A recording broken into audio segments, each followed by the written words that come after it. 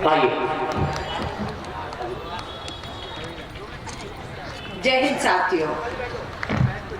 मेरे बड़े भाई हमारे विधायक आदर्श शास्त्री जी का कल मुझे फोन आया कि यहाँ पर ई रिक्शा हमारा जो संगठन है उसने एक जनसभा का आयोजन किया है। तो मैं पूरे 2 बजे समय के मुताबिक द्वारका पहुंच चुकी थी, लेकिन उसके बाद मालूम पड़ा कि ये 3 बजे सभा होगी, फिर 3:30 होगी, और जितने मेरे रिश्तेदार जानने वाले रहते थे मैंने आज सबका घर घूम लिया। फिर मैंने कहा तो कोई नहीं बचा है, अब बुला लीजिए, क्योंकि 4 बजे मेरी भी विधानसभा में एक मीटिंग मैंने उसी हिसाब से रखी थी। इसलिए मैं आप सबका आभार करती हूँ कि आपने मुझे बोलने का मौका पहले दिया है। मैं मंच पे उपस्थित अपनी बड़ी बहन भावना जी का भी तहे दिल से, विधानसभा में जब बोलती है तो हमें बहुत सीखने को मिलता है हमसे। हमारे भाई शहनाज हिंदुस्तानी जी, आप सभी का, मंच पर जितने भी लोग बैठे हैं मैं सभी लोगों का, राकेश गर्ग जी जो दिल्ली प्रदेश के अध्यक्ष हैं, आपने हमारे चांदनी चौक में भी हरी बावड़ी में बहुत शानदार सबसे पहला आयोजन वही किया और बहुत भारी तादाद में लोगों ने हिस्सा लिया। ये दूसरी जनसभा है और मैं इस बात के लिए आपको बधाई देती हूँ, ओपी सिंह जी आपको भी और सभी लोगों को, कि आप सभी लोगों ने मिलकर आज का कार्यक्रम आयोजित किया है। दयानंद गुर्जर जी का भी और सभी लोगों का। देखिए तमाम जो मंच पे है और जो मंच में नहीं है, आप भी अगर यहाँ नहीं होते तो ये सभा कामयाब खाली इन लोगों से नहीं होती जो मंच पे बैठे और सामने कोई ना हो। तो कामयाब तब है जब आप सामने बैठे और हम बात कर पा रहे हैं। बात तो हमारा ई रिक्शा संवाद है, लेकिन मैं आपसे हाथ खड़ा करके पूछूंगी कितने लोग रिक्शा चलाते हैं, कितने लोग ई रिक्शा चलाते हैं? यहाँ ज्यादा लोग चलाते हैं, यानी कि यहाँ चलाने वाले हैं और यहाँ पर सवारियां हैं, तो दोनों हैं, चलाने वाला भी है और सवारियां भी हैं। आपको लेकर कुछ समस्याएं समय समय पर दिल्ली सरकार के सामने आप रखते आए हैं। अभी आदर्श जी ने बताया हमारे दिल्ली सरकार के परिवहन मंत्री सत्येंद्र जैन जी आपके बीच में 4 बजे आ रहे हैं, तो पूरी उम्मीद करती हूँ सत्येंद्र जैन जी आपके बीच में आपकी जो समस्याएं हैं उनके बारे में पहले ही ई रिक्शा संगठन उनसे चर्चा कर चुका है। आज वो समाधान पे बात करेंगे कि आपकी जो समस्याएं हैं उन पे समाधान क्या है। मुझे लगता है अगर मुझे आप इजाजत दें तो मैं वो बात अपनी 10 मिनट के अंदर रखूं, क्योंकि उसके बाद बहुत लोगों ने बोलना है, बोलने की कोई सीमा नहीं है। बोलने पर आएंगे तो मुझे लगता है कि आज भाजपा के 2.5 साल के जो काले कारनामे हैं बताने लगे तो हमें शायद 2.5 साल की जरूरत पड़ेगी अपने एक इनके काले कारनामों को रखने के लिए। हम लोग नोटबंदी के ऊपर सब पूछते हैं, अरे मोदी जी तो काले धन से लड़ना चाहते हैं, मोदी जी तो भ्रष्टाचार से लड़ना चाहते हैं, अरविंद केजरीवाल को, आम आदमी के एक कार्यकर्ता को तो मोदी जी के साथ में खड़ा हो जाना चाहिए था, हम उनके खिलाफ क्यों हैं? मैं अपने भाइयों को जो यहाँ आई और बहनें साफ कर देना चाहती हूँ। हमारे बीच में महेंद्र यादव जी हमारे उत्तम नगर से विधायक हैं। मैं महेंद्र यादव जी का भी आप सबकी ओर से, क्योंकि माइक मेरे पास है, विकासपुरी से माफी चाहूंगी।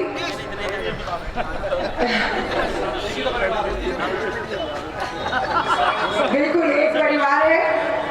अभी मुझे भावना जी भी यही कह रही थी कि मेरी, हाँ भावना जी आपने मुझे कहा आपकी और आदर्श जी की कॉन्स्टिट्यूंसी लगी रहती है, तो कभी आप उनकी कॉन्स्टिट्यूंसी घुमाते, कभी वो आपकी घुमाते। सेम मेरे साथ है, चांदनी चौक और हमारी आजादपुर मार्केट विधानसभाएं लगती है, कभी सोमदत्त मेरी विधानसभा में घूम रहे हो तो कभी मैं उनकी। बाद में बताते इलाका उनका नहीं, इनका ऐसे सबका आम आदमी का इलाका है, कोई बटे नहीं हुए। जहां हो काम करिए और लोगों को फायदा पहुंचे। मैं आपसे बात रख रही थी कि नरेंद्र मोदी जी, देश के प्रधानमंत्री ने नोटबंदी की। हमें सबको याद है 8 तारीख की रात लगभग 8:30 बजे के करीब नरेंद्र मोदी जी लाइव टेलीविजन पर आए। 2.5 साल के बाद नरेंद्र मोदी जी के मुंह से काले धन का नाम सुना और लगा खुशी हुई कि देश के प्रधानमंत्री को अपना काले धन को लेकर जो वायदा था, जिसपे वोट बटोरे गए थे, आज काला दिन 2.5 सालों के बाद मोदी जी को याद आ गया। बस अब कोई काला धन वाला बचने वाला नहीं है। अब मोदी जी एक को जेल की सलाखों के पीछे पहुंचाने वाले हैं। लेकिन मोदी जी ने जब अपना लाइव शुरू किया तो हम जैसे लोगों के पांव के नीचे से जमीन खिसकनी शुरू हो गई। 8 दिसंबर को मोदी जी का फरमान जारी किए 1 महीना होगा। मैं आपसे पूछती हूँ, एक नाम बता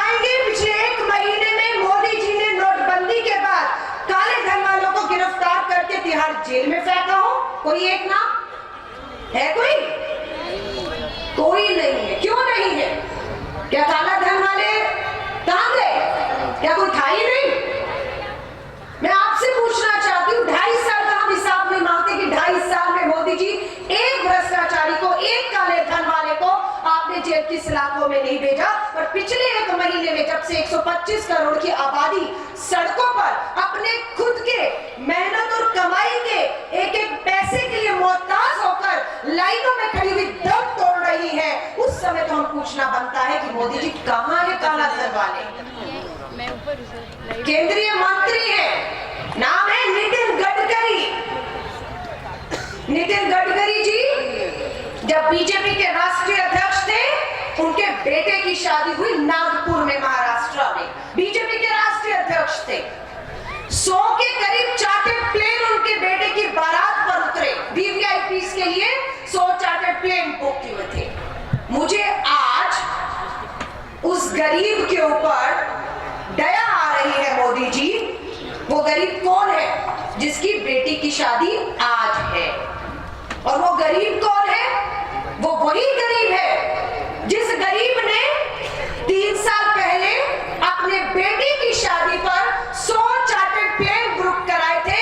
आज वो गरीब सिर्फ 50 चार्टर्ड प्लेन बुक कराकर अपनी बेटी की शादी कर रहा है। वो नितिन गडकरी है। वो नितिन गडकरी है। आज उनकी बेटी की शादी है और वो गरीब बेचारा सिर्फ 50 चार्टर्ड प्लेन बुक करा पाया। आपको दया नहीं आती मोदी के मंत्रियों पर? गरीब की बेटी की शादी में कितना धन मिलता है? बैंक से कितना धन आप निकाल पाएंगे? वो भी आपका अपना जमा अगर किया हुआ है तब। लोगों को गुमराह किया। मोदी जी गरीब की बेटी की शादी पर नोटबंदी में 2.5 लाख दे रहे हैं।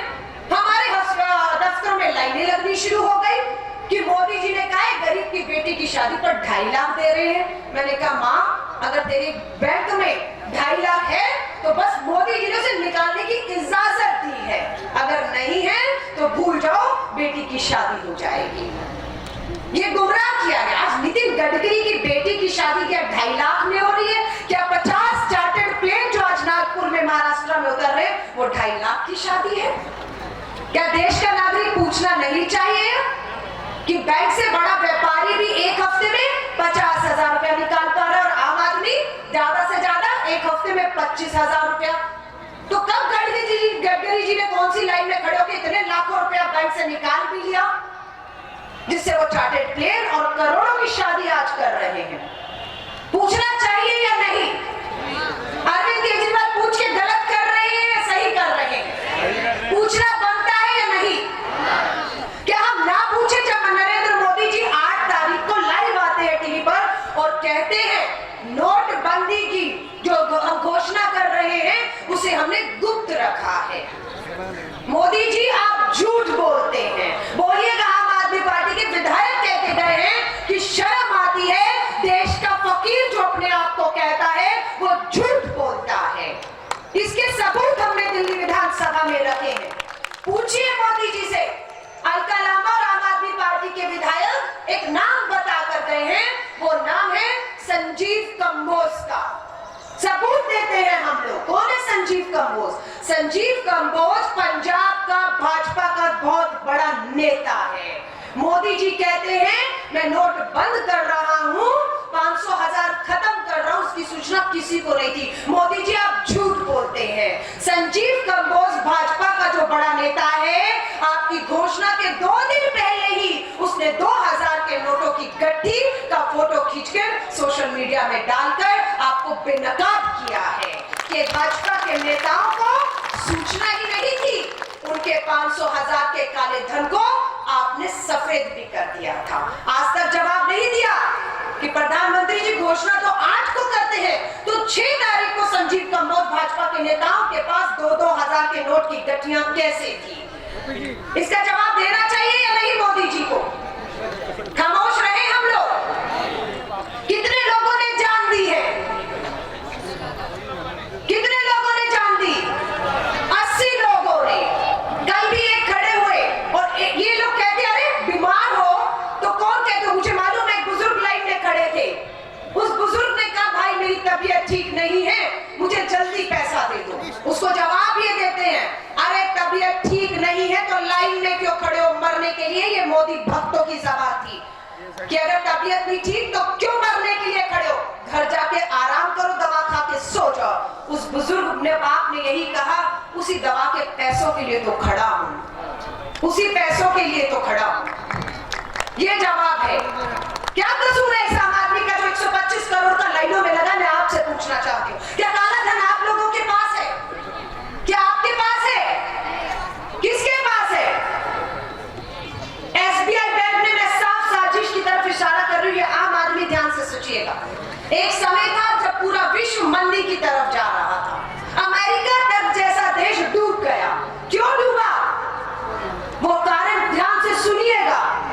और भारत अपने पैरों पर तब भी खड़ा रहा। उसका सिर्फ एक कारण था, ये जो महिलाएं बैठी हुई हैं, ये जो पुरुष बैठे हुए हैं, ये मेहनत करते हैं, कमाई कमाते हैं और अपनी घर की महिलाओं को देते हैं। और ये महिलाएं घर का खर्चा चलाने के बाद 2 पैसा बचा लेती है सुख और दुख के लिए। कोई सराहने के नीचे रख लेती है, तो कोई बुगनी में डाल देती है, कोई कमेटी डाल लेती है कि बुरा समय आएगा या अच्छा समय आके लिए शादी करनी है, या कोई आ गया ऐसा समय तो पैसा निकाल लेंगे।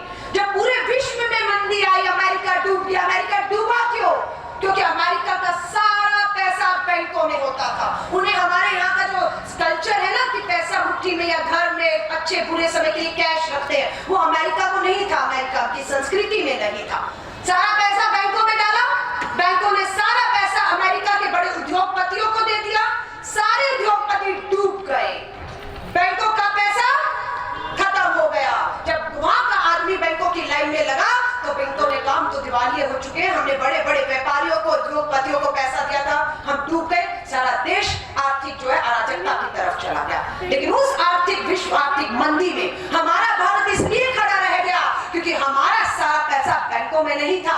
हमारे पास कहीं ना कहीं कुछ ना कुछ पैसा था जो उस आर्थिक मंदी और महंगाई में भी ये भारत उठ के खड़ा रह सका। ये सच्चाई।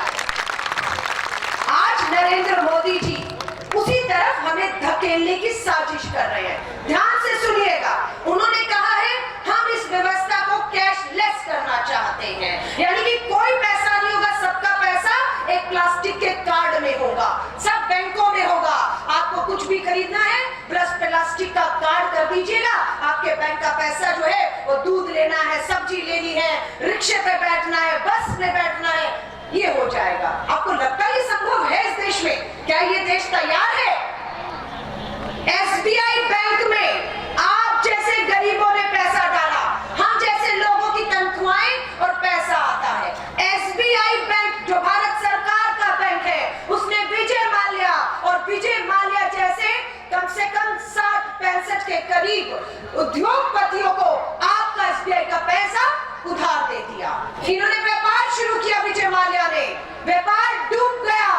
बैंक ने कहा पैसा दो, बोलते हैं पैसा नहीं है, और सुनका 7,000 करोड़ रुपया जो आपके हमारे जैसों का बैंकों में होता है, उन्होंने 7,000 करोड़ विजय माल्या जैसों को दिया। और विजय माल्या जैसों ने कहा हम तो डूब गए। सरकार को दया आई, जो सरकार को दया किसानों पर नहीं आती जो कर्ज में फांसी लगाने को मजबूर है। मोदी जी को दया आई विजय माल्या पर और कहा ओहो माल्या जी आपका दर्द नहीं देखा जाता, अंबानी जी मुझसे आपका दर्द नहीं देखा जाता। उन सब का 7,000 करोड़ का जो है कर्ज माफ कर दिया गया। ये ठीक किया या गलत किया मोदी जी ने?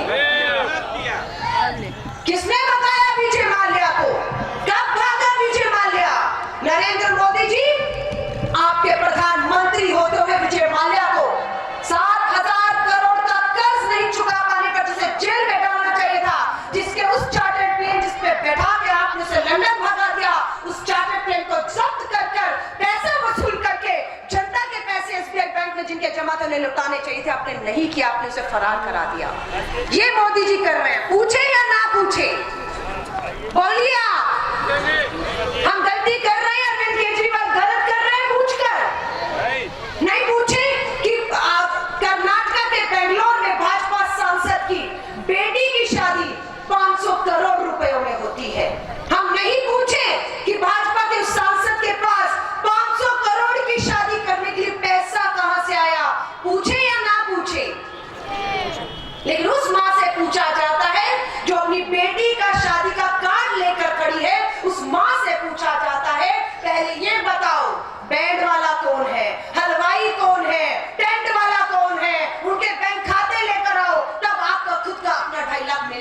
नहीं तो बारात जाती है तो जाए। शर्म आती है मोदी जी आपके ऊपर, शर्म आती है आप। एक महिला ऐसी भी मरी है, मोदी जी के पास उसका जवाब नहीं है। आपके पास प्लीज जवाब हो तो आप मुझे जरूर आज दीजिएगा, क्योंकि वो माँ मुझसे भी पूछ रही है और मुझे भी समझ नहीं आ रहा मैं उस माँ को क्या जवाब दूं। मोदी जी भी नहीं दे पा रहे हैं। आपसे पूछना चाहूंगी, एक माँ मुझे बैंक की लाइन में रोते हुए मिली। ऐसे अनेकों लोग आपने टीवी पे देखे जो शादी का कार्ड लेकर लाइनों में खड़े हैं, देखे कि नहीं देखे? तो अब आप बात सकते हैं कि मेरी बात कितनी झूठी हो सकती है कि बैंक की लाइनों में खड़ी हुई मुझे एक गरीब माँ मिली है। कितनी सच है झूठ है आप इसकी सच्चाई जानते हैं, क्योंकि आपने भी लाइनों में खड़े हुए उन गरीब माँ बाप को अपने बच्चों की शादी के लिए 2.5 लाख के लिए मोहताज होते हुए खड़े हुए देखा है। उस माँ ने मुझे ये कहा, 9 तारीख को 9 नवंबर को मेरी बेटी की शादी है, बाप का साया बेटी के सर पर नहीं है।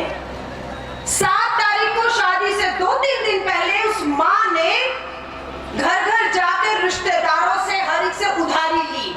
सबने दया करके उधारी भी दी उस माँ को कि ठीक है ब्याज मत देना, ये ले जाओ, जब होगा वापस दे देना। लोगों ने दया दिखाई उस माँ के ऊपर और उस माँ के पास 7 तारीख को 50,000 रुपया था कि बेटी की बारात 9 को आएगी, बाप का साया सिर पर नहीं है। लेकिन 8 तारीख की रात को मोदी जी बिना सोचे समझे, बिना तैयारी के फरमान जारी कर देते हैं कि 500,000 के नोटों कागज हो गए। उस माँ पर, ऐसी कितनी माओं पर, पिताओं पर क्या बीती होगी आप समझ सकते हैं। और 8 तारीख की घोषणा के बाद 9 तारीख की सुबह जब वो माँ पैसा वापस देने गई तो उन्होंने ये कहा, हमने जब 50,000 दिया था तब ये चलता था, अब हम वही पैसा वापस लेंगे जो चलता होगा। माँ 50,000 के नीचे भी आई, बेटी की बारात भी लौट गई, लेकिन मोदी जी ने इस गरीब के बारे में सोचा नहीं है। कल उत्तर प्रदेश की चुनावी भाषण में अपने आप को फकीर बुलाते हैं। शर्म आती है मोदी जी, जो दिन में 4-4 बार सूट बदलता हो, 10 लाख का सूट पहनता हो, विदेशी दौरों पर जाता हो, अदानी अंबानी के जिसके पास चार्टर्ड प्लेन खड़े रहते हो, वो कहता है मैं फकीर हूँ। शर्म आती है। आप उस गरीब फकीर का मजाक उड़ाते हैं जब आप अपने आप को फकीर कहते हैं। ये देश अंधा नहीं है। आपने किस तरीके से, मैं बाबा रामदेव का भी नाम लेने से नहीं चूकूंगी। ये वही बाबा रामदेव है जो चुनाव में मोदी जी के लिए वोट मांगते थे और काले धन के लिए डंका पीटते थे। बाबा रामदेव जी अभी पीछे उपचुनाव हुए बहुत से राज्यों में, बाबा रामदेव अलवर पहुंचे, अलवर में भाजपा के उम्मीदवार के प्रचार में उतरे और जब उस उम्मीदवार के प्रचार में गए बाबा रामदेव, पूछिएगा, एक स्टिंग है, वीडियो है, मीडिया नहीं दिखा रहा, मेरे फेसबुक सोशल मीडिया पे जाएगा, मिलेगा वीडियो, जवाब मांग रहे हैं। बाबा रामदेव जी उस भाजपा के कैंडिडेट के साथ बैठे हुए, माइक लगे हुए, कैमरे लगे हुए हैं। भाजपा का कैंडिडेट उम्मीदवार बाबा रामदेव के कान में कहता हुआ पकड़ा गया है उस स्टिंग में, बाबा आपको पता है मेरा भी पैसा पकड़ा गया है। बाबा रामदेव उसका हाथ पकड़ते हैं, उसे चुप कराने की कोशिश कर रही है। सब उस वीडियो में दिखता है और कहते हैं अरे बावला हो गया है, यहाँ मत कर ये सब बातें। ये सच्चाई है बाबा रामदेव की। खाने के दांत कुछ और, दिखाने के कुछ और है। आज वो बाबा बाबा नहीं, व्यापारी हो गया है। हर राज्य में कटोरा लेके जा रहा है। करोड़ों की जमीनें कौड़ियों के दाम पर पतंजलि की प्लांट लगाने के लिए ले रहा है, रोजगार के नाम पर ले रहा है। और इस देश में रोजगार की स्थिति ये है कि आज इस देश में 5 करोड़ बेरोजगार हैं और पिछले सिर्फ नोटबंदी के बाद 20 दिनों में 5 लाख युवा और बेरोजगार हो चुके हैं। हमें बिल्कुल खतरा है। सुप्रीम कोर्ट के जज ने कहा है अगर हालात जल्दी से नहीं बदले, यूं ही नौकरियां जाती रही, ये युवा हताश, परेशान, निराश होकर अपने रास्तों से भटक जाएगा और आपके लिए इसको काबू करना मुश्किल हो जाएगा।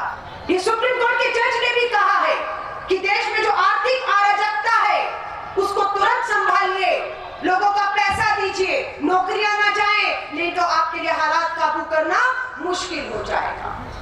हम आपको चेतावनी दे रहे हैं। आज ये कहते थे पूरे देश में 14 लाख उनसे ज्यादा पैसा आ गया है। अब ये ज्यादा पैसा कैसे आ गया? यानी कि कहीं ना कहीं जाली नोट लोगों ने बैंक में डाल दिए हैं। मोदी जी ने क्या कहा था, किस लिए नोटबंदी कर रहे हैं? पहली बात, काला धन खत्म करेंगे। क्या काला धन आया अभी देश के सामने? क्या बैंकों में आया है? नहीं आया है। क्या आतंकवाद रुका है? क्या जब से नोटबंदी हुई आतंकवादी कोई घटना नहीं हुई? बताइए, क्या कोई शहीद नहीं हुआ हमारा जवान पिछले 20 दिनों में? क्या जाली नोट आए या नहीं आए? नकली नोट क्या काला धन शादियों में नितिन गडकरी इस्तेमाल हो रहा है? नहीं हो रहा है। तो मोदी जी किसे बेवकूफ बना रहे हैं? पूछे या छोड़ दे, जाने दे मोदी जी को। फकीर आदमी है, गरीब आदमी है, शर्म आती है मोदी जी। 90 साल की आपकी माँ है। मैं आपसे कहूंगी, हाथ खड़ा करिए और वो निकम्मा बेटा हाथ खड़ा करे जो खुद लाइनों में नहीं लगा, अपनी बूढ़ी माँ को लाइन में लगाकर उसने 4000 कैश कराए। हाथ खड़ा करिए। कितने निकम्मे बेटे हैं यहाँ पर? कितने निकम्मे लोग हैं जिन्होंने अपनी बूढ़ी माँ को लाइन में खड़ा किया? वो निकम्मा सिर्फ एक है, और वही निकम्मा आज इस देश का प्रधानमंत्री बनकर बैठा हुआ है, जो अपनी माँ का खर्चा नहीं उठा सकता, जो अपनी माँ को टीवी के कैमरों के लिए 4000 रुपए का मुताज करके खड़ा कर देता है। 2 लोग कुर्सी से उठा रहे हैं, माँ 4000 रुपया ले रही है और बैठ रही है। मोदी जी जापान गए। लास्ट सिर्फ वाक्या करूंगी, 20 मिनट हो गए। लास्ट वाक्या बताऊंगी। मोदी जी ने 8 तारीख को घोषणा की, रात को सुबह प्लेन तैयार खड़ा था जापान के लिए, और जापान रवाना हो गए। देश को पूरा 2 दिन के लिए बैंक, एटीएम सब बंद है। कहीं नकदी 500,000 अब आपकी नहीं चलेगी। सब कहकर खुद विदेशी दौरे जापान रवाना हो गए। जब घर में कोई ऐसी स्थिति पैदा होती है तो घर का मुखिया घर छोड़ के भागता है या घर पे बैठकर घर को देखता है? बताइए आप क्या करेगा? ये मोदी कैसे राजा है इसका उदाहरण मैं बताती हूँ। एक बार एक तानाशाह राजा हुआ। लोग प्रजा उसके पास दौड़ दौड़ कर गई और बोला, राजा हमारी सहायता कीजिए, हमारी मदद करिए, हम पीड़ा में हैं। उस राजा ने पूछा, क्या पीड़ा है तुम्हारी? उन्होंने कहा, हम बहुत मेहनत से कमाते हैं, हम सुबह कमाते हैं, रात को खाते हैं, बुरे समय के लिए, बेटी की शादी के लिए, खेत के लिए पैसा जोड़ कर रखते हैं, लेकिन कुछ चोर लोग हैं, हमारा सब लूट कर ले जाते हैं। हम थोड़ा थोड़ा मेहनत का जोड़ते हैं, चोर आते हैं और ले जाते हैं। राजा ने कहा, मुझे कुछ समय दो। राजा ने समय मांगा, समय बीतता गया, लोगों को हल नहीं मिला। ये वही राजा है जो 2.5 साल से सत्ता पर बैठा हुआ है, जिसे काला धन वाले चोर नहीं पकड़े जाते हैं। 2 महीने बीत गए, जनता फिर राजा के पास पहुंची, राजा के दरबार में, और बोला, राजा हमारी सहायता करिए, हमारी खून पसीने मेहनत की कमाई है, बच्चे भूखे मर रहे हैं, चोर हमारा सब ले जाते हैं।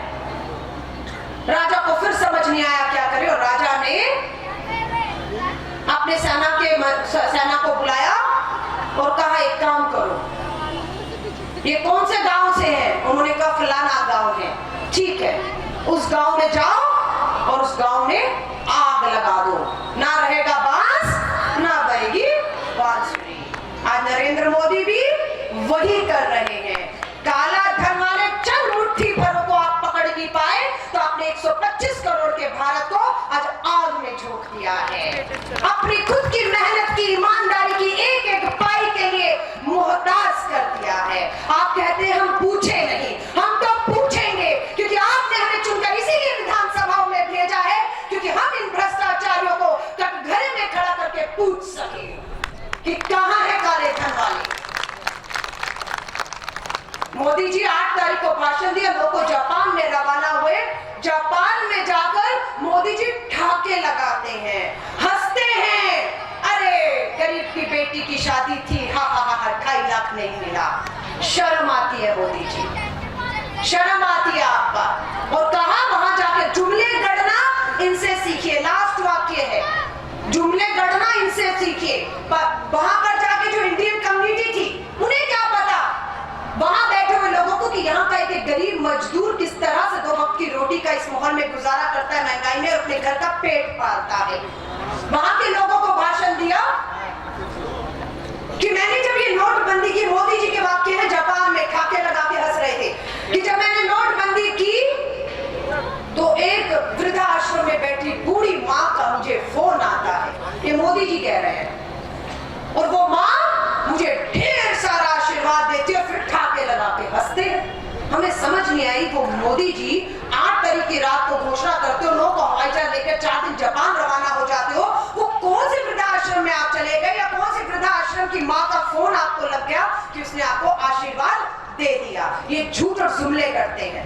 मोदी जी को बताइएगा वो माँ अलका लांबा को मिली थी, जिस तरीके से वो माँ आपको मिली उसी तरह वो माँ हमें भी मिली है। वो माँ ये कह रही है मोदी जी कि जो 2.5 लाख रुपया मेरे बैंक खातों में डाला है, मुझे नहीं मालूम मोदी जी। वो माँ कहती है वो कौन सा बैंक है जिस खाते में मेरे बेटे ने 2.5 लाख डाला है।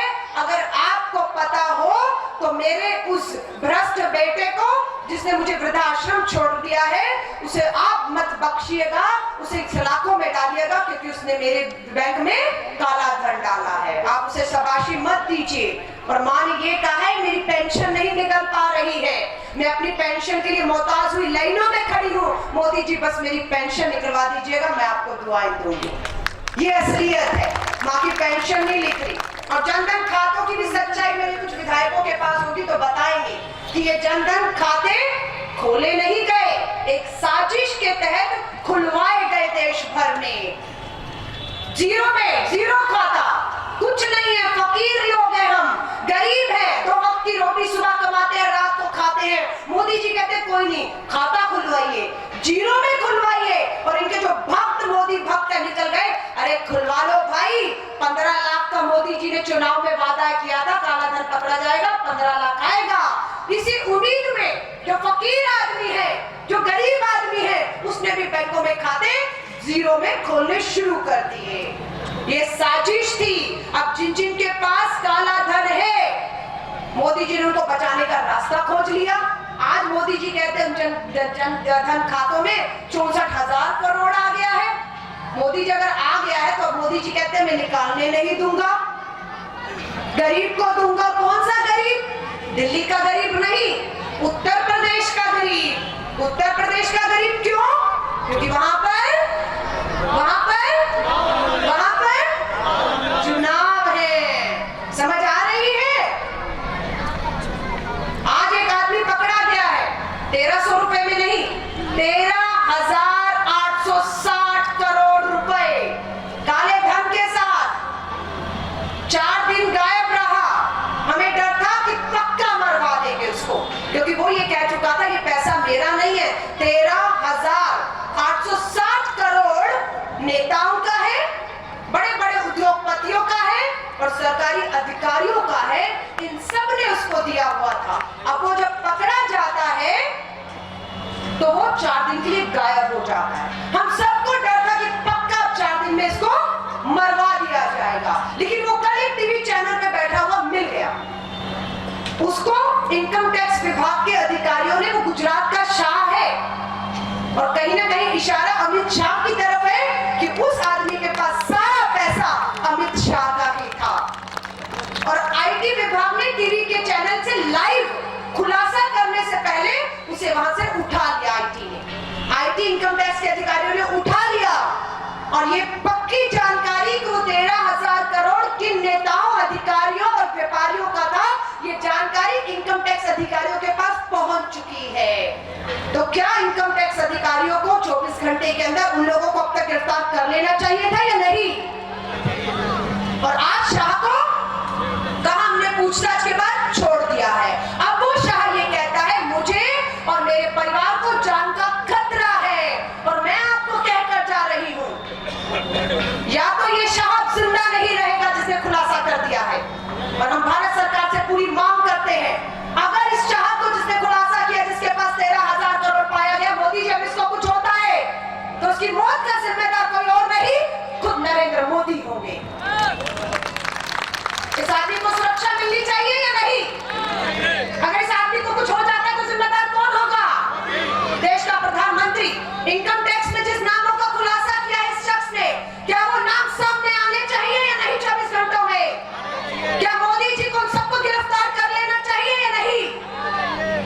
देखिएगा, होगा होगा कुछ भी नहीं।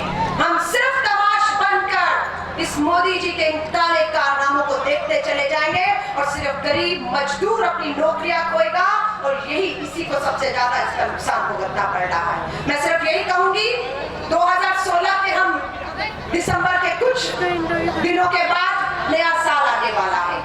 मैं सिर्फ यहाँ से इस मन से एक छोटी सी आम आदमी पार्टी के हम लोग कार्यकर्ता हैं, आपको सिर्फ मैं शुभकामनाएं दे सकती हूँ कि 2016 जा रहा है, 2017 कुछ दिन दूर खड़ा हुआ है। उस ईश्वर, उस भगवान से दुआ करती हूँ कि आपकी सबकी जिंदगियों में खुशहाली लाए, आपको बुरी नजरों से बचाए और आपको ताकत दे। जिस तरह की मार मोदी सरकार मार रही है, उन सबको आप झेल पाए। इन्हीं शुभकामनाओं के साथ जय हिंद, जय भारत।